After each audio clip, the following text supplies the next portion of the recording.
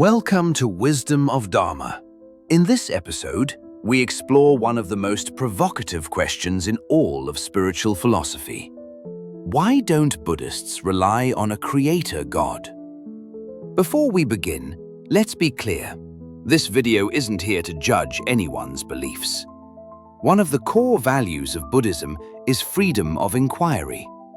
Whether you believe in a divine creator, identify as a skeptic, or simply want to understand different worldviews, this space is for you. To understand the Buddhist position, we first need to define what most people mean when they say God, an all-knowing, all-powerful creator who designs and governs the universe. But this was never the focus of the Buddha's teaching. Throughout his life, the Buddha placed his attention on a far more immediate problem: human suffering and the path to ending it here and now. When asked about the origin of the universe or the nature of a creator, the Buddha often chose silence. Not because he lacked an answer, but because such questions do not help anyone walk the path toward freedom from suffering.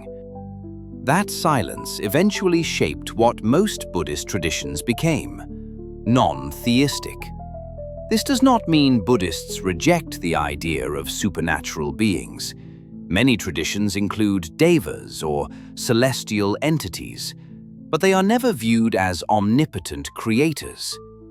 They exist within the same impermanent, conditioned reality as humans. So why the shift away from a creator God? Because Buddhism grounds itself in self-transformation and personal responsibility. The Buddha taught that every person already carries the seed of wisdom and compassion needed for awakening.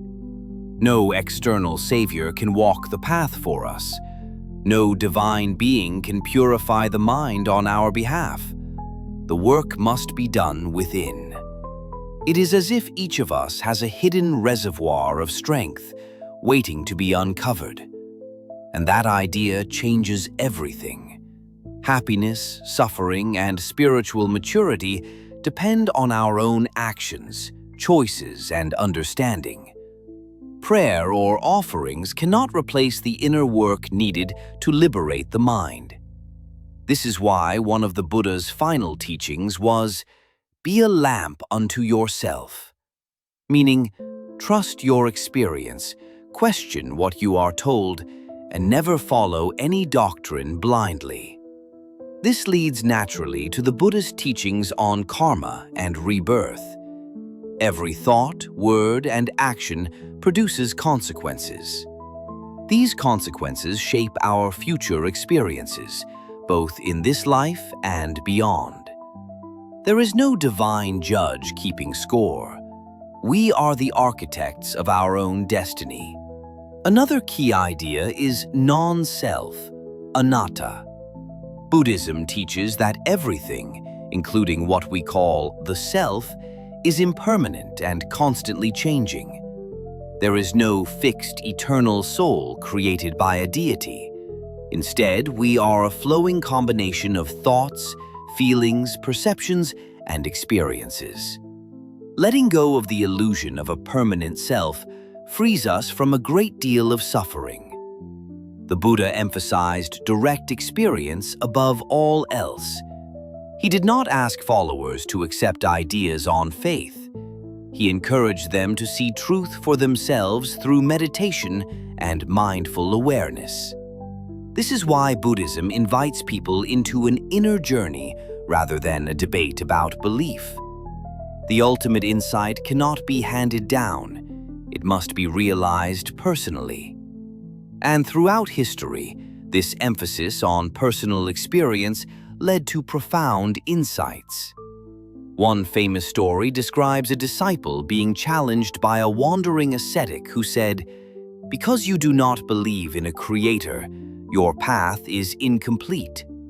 The disciple replied, "Even if a creator exists, that does not change the path of practice. We follow the Buddha's teachings because they lead to peace, not because of blind faith."